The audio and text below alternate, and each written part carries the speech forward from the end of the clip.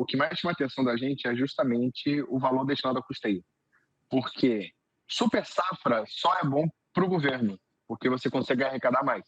Geralmente, para o produtor rural, super safra não é tão boa, porque você aumenta muito a oferta, então você acaba reduzindo o preço das commodities, que é o que a gente está vendo, né? Até o próprio café está voltando a cair o preço, mas se a gente parar para pegar a comparação da inflação do café, o preço praticamente dobrou para o consumidor final.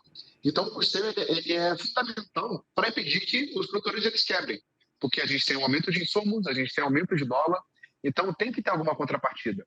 Ainda mais nos estoques de alimentos, com o sucateamento da Conab, a Conab que já teve grande importância nessa garantia de preço de alimentos, e hoje ela está com uma influência bem menor, né?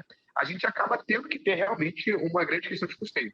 O que chamou bastante atenção na fala do Fávaro, na verdade, foi isso, que ele falou que o Brasil realmente se tornou um país rentista. Ele não está errado, uma Selic é 15%, por que eu vou querer fazer investimentos, né? Por isso até que, como ele mesmo mostrou, a gente tinha até falado, a linha de crédito para investimentos ela caiu, foi de 107 para 101 atualmente. Porque não faz sentido investir, você está com preços em queda, preços de commodities em queda, insumos em alta, você tem taxa de juros em alta. Não faz sentido nenhum investir. Então, o produtor rural ele não vai querer comprar um caminhão, ele não vai querer comprar um trator, ele não vai querer comprar um armazém. Isso, inclusive, pode até se refletir na própria bolsa, né? A gente vê a Kepler, as ações da Kepler caindo, apesar dela ter reduzido a sua participação na aquisição de crédito do Plano Safra, ela acaba sendo uma próxima do mercado, porque é a maior empresa do setor de armazenamento. Então, a gente deve até ver uma queda no dia de hoje, a última vez que eu olhei aqui, ela estava numa leve queda, justamente por conta desse fator, que realmente acaba não valendo tanto a pena você querer fazer grandes investimentos no longo prazo. Outro ponto interessante também é a grande participação dos bancos nisso, tá? A gente, com um valor nominal maior, você vai ter uma grande demanda dos bancos, né? E mesmo assim vai ser mais difícil operacionalizar. É natural do produtor rural sempre questionar os juros, ele sempre vai falar que o juros está alto, isso é normal. Naturalmente, é um setor mais pessimista, porque depende do clima. Então, os bancos, isso já era esperado pelo mercado, a taxa de juros era esperada pelos bancos. A grande questão é que também se espera um aumento da reclamação dos produtores rurais, de, cara, os juros são muito altos, eu não sei se eu vou querer pegar esses juros, esse crédito e tudo mais. Então, a gente pode ver também como vai funcionar a dinâmica de vendas desse crédito rural. Talvez não do Pronaf, que conseguia manter a taxa de juros, mas do Pronamp, que é para médio produtor e para grandes empresas, talvez a gente comece a ver uma movimentação em direção a outros instrumentos de crédito, além do Plano Safra, como o FDIC da vida, ou os próprios FIAGROS e tudo mais. Pode ser que isso comece a estimular uma indústria alternativa para justamente tentar driblar e melhorar esse funding aí. De qualquer forma, quem ganha nessa distribuição são os bancos, porque aumenta o valor nominal, aumenta esse potencial de venda. Você tem o próprio Banco do Brasil, que é um expoente aí de crédito rural, principalmente para a agricultura familiar. O Bradesco, recentemente, ele vem se posicionando muito forte no agro, ainda mais depois da aquisição do Banco John Deere, né, que eles compraram 50% recentemente. Você vai em feira as grandes feiras do agro, hoje em dia você vai, elas são todas adesivadas com o Bradesco, né? Tem um pouco do Banco do Brasil, não precisa investir tanto em marketing, já que é maior, mas o Bradesco está vindo muito forte nisso, além dos que não são listados, como o próprio Sicredi e Cicobi, que são entidades muito fortes na questão do crédito. Perfeito, inclusive é um destaque. Eu conversei com diversos bancos menores nesses últimos anos. Quando a gente falava de Banco Safra, Banco Safra não, de Plano Safra, o Boente, os bancos se esfregavam as mãos, lambiam os beiços, estava todo mundo atento para as oportunidades desse Plano Safra. É notícia positiva, talvez mais para quem vai ceder o crédito do que para quem vai tomar esta taxa mais alta. Esse é um ponto de atenção também. Definitivamente. Como eu disse, tem um grande risco da MPC aprovada e as LCA serem tributadas, o que vai diminuir um pouco a arrecadação dos bancos. O governo ele fez uma leve manobra com o Tesouro para conseguir disponibilizar esse crédito. Basicamente, ele vai dividir o crédito desse plano safra em 2 semestres. Então, já tem algo projetado para esse semestre, inclusive o plano safra já está dando desde agora para a agricultura familiar. Então, quem quiser pegar crédito hoje já pode, porque foi separado uma parte com o Tesouro e a outra parte do crédito será para o segundo semestre. Você coloca aí cerca de, para o agricultor familiar, cerca de 80% para custeio e 50% para investimento. Então, assim, desde hoje já tem recurso disponível para os bancos começarem a vender isso. A grande questão, novamente, que eu digo como que a gente vai entender a questão da Selic? A gente está num cenário realmente uma tendência de queda. Estão dizendo que a gente chegou no topo do ciclo aí da Selic, o teto é 15%. Mas a gente já dizia um tempo atrás que o teto seria 12%, o teto seria 13%, continua subindo. Então, realmente, se a Selic não baixar, a gente vai ver uma atratividade menor. É bom para o banco, juros altos é sempre bom para os bancos, mas, de novo, isso pode até ter a questão do risco de margem. Eu vejo muito produtor rural falando, não, no banco ele quer tomar sua fazenda. Por isso que ele dificulta aí conceder crédito rural. O banco não quer tomar fazenda porque é uma mega dor de cabeça você tem que tomar um ativo, né? Imagina, você financia uma fazenda, não tem que tomar, aí você tem que ir a leilão, muitas coisas. Então, para os bancos é interessante a disponibilidade de recursos, mas há um risco sim da taxação das LCAs, tá? E já estão tendo uma representatividade menor nesse orçamento total.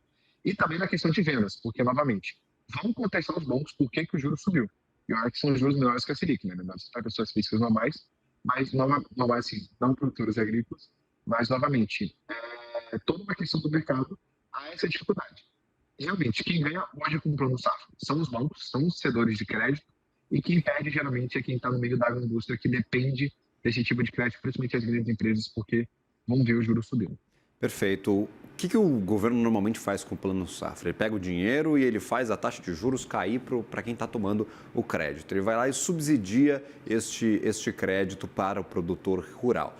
Você fazer isso com uma Selic de 10,5% é uma coisa, fazer isso com uma Selic de 15% é outra. Dá para a gente, talvez, diagnosticar este Plano Safra como um plano menor do que o ano passado por conta desta alta demanda de dinheiro que vai ter que ser utilizada para reduzir a taxa básica de juros para o produtor na ponta, o Boente, o ministro Carlos Fávaro fala muito bem. A Selic subiu 4,5 pontos e a alta das linhas de crédito do Plano Safra foi bem menor do que isso. Mas, consequentemente, nós teremos um Plano Safra que vai atingir menos produtores do que no ano passado?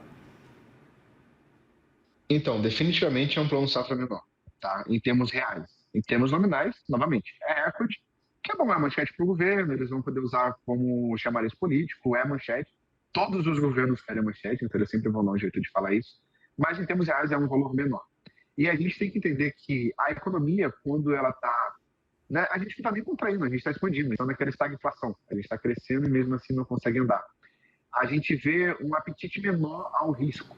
Então, talvez não tantas, pode sim ter um grande número de pessoas atingidas pelo plano safra, mas, novamente, vai ter um apetite menor a tomar risco. Então, vai ser novamente para, vamos dizer assim, vender almoço para comprar janta, porque os insumos estão caros, o preço das commodities estão caindo e não tem hora para isso acabar, com o petróleo muito complicado por conta de conflitos geopolíticos. Então, assim, como não tem hora para esse pesadelo externo acabar, a gente precisa fazer esse custo. É justamente uma forma de sobreviver. O valor é maior porque a gente justamente precisa fazer com que sobreviva. A grande questão disso é por que o governo dividiu entre esse semestre e o próximo a questão do crédito? Justamente porque há uma expectativa do governo de queda da Selic. Ou seja, quem pegar boa parte dos recursos agora nesse primeiro semestre, realmente vai pegar com uma taxa de juros maior, que está implicando uma Selic a 15. Mas aí, separando para o Tesouro, fazer esse proporcionamento para o segundo semestre, que vai ser o primeiro do ano que vem, o governo entende e espera que a Selic caia, e aí sim o custo fique menor. Então, assim, a grande dica é, vamos torcer para a Selic realmente cair, que a gente consiga chegar nesse nível, né? E olha que a gente está com um grande nível de inadimplência no agro, então também é uma luz vermelha que acende. Então, o que a gente precisa agora é ver como que a Selic vai se comportar. Selic, novamente, 15% é o paraíso dos rentistas. Você taxar instrumentos que são gente de dinheiro, novamente, é melhor voltar para a poupança, uma Selic é 15%. Enfim, a gente precisa de um país que seja empreendedor. A gente precisa de um país que tome riscos. E para isso a gente precisa que o governo consiga contingenciar esses gastos com propostas não tão absurdas como taxar, aumentar o IOF, né? São instrumentos que financiam quem é mais pobre, quem realmente precisa, que são as LCAs e as LCIs, no caso da Caixa, né, para financiamentos nacionais, e entender como a gente consegue controlar isso de uma maneira essa Selic. Senão, novamente, o Brasil vai ficar sempre tendo planos safras maiores, mas servindo somente para puxar. Lembrando que a gente espera um inverno mais frio agora. A gente não está nem no El Niño nem no Laninha. Inverno mais frio traz risco de geadas. A gente está vendo aí temperaturas negativas no sul. O sul do Brasil está sofrendo muito, né? Porque teve seca. E quando o clima ficou bom, teve enchente. Então, a gente está vendo um clima muito estável. Então, novamente, se o governo não conseguir ter essa questão do arcabouço fiscal, não conseguir arrumar a casa do ponto de vista fiscal, a gente vai sempre aumentar o plano safra e justamente ele vai servir apenas para puxar as nossas despesas, fazer uma grande safra, mas ninguém conseguiu lucrar com isso e trazer mais dinheiro para as populações que realmente mais precisam. Perfeito. Quando a gente olha para essa declaração de que estimular plano safra é certeza de que o Brasil vai colher super safra, essa é a avaliação também, mais dinheiro disponível para custeio, talvez um bom indicativo, um grande indicativo de que teremos mais uma super safra? Definitivamente. E, inclusive, dá até para cravar que a gente vai ter uma super safra, tá? Assim, eu apostaria nisso, pelo menos. O clima ele foi muito bom agora nessa safrinha. Na safra também, a gente está tendo uma mega safrinha aí de milho, né? Segunda safra agora, não se fala mais safrinha, né? Então, há uma grande chance, sim, da gente ter super safra. Se não for recorde, ela vai chegar bem perto daquela que foi 2 safras atrás, justamente porque o clima foi muito bom, as terras elas estão melhor desenvolvidas, tem linhas muito fortes para recuperação de pastagens. A gente tem uma tecnologia incrível. A gente que trabalha com água, a gente vê isso todos os dias, né? As tecnologias elas estão avançando para um aumento de produtividade, para um aumento aí de análises biológicas, a tecnologia em tempo real conseguindo trazer esse tipo de análise. A CNA, que é a nossa parceira aqui, ela realmente trazendo muito forte a parte da tecnologia e orientação aos produtores rurais. E a força do cooperativismo no Brasil, a gente conseguiu justamente evoluir muito para fazer uma super safra e a gente ainda foi presenteado aí por Deus com um bom clima. Ano que vem a gente já não sabe. O clima está muito estável. Ano que vem, no caso, a próxima safra, né, que começa a partir de agora. A gente já não sabe, o clima está mais instável. A gente aqui no Cerrado já vê realmente um inverno mais rigoroso, tá? Que pode acabar afetando um pouco essa produtividade. Mas sim, a gente tem grandes indícios de super safra. E o plano safra ele vai vir justamente para esse custeio, né? Tanto para escoar a própria safra, quanto também já para se preparar para a próxima. Então, algo assim para a gente ficar atento, porque acho que tem boa notícia por aí, pelo menos para o Brasil, que é sempre uma boa manchete, né? Super safra, o Brasil que é o celeiro do mundo, nós somos essa referência.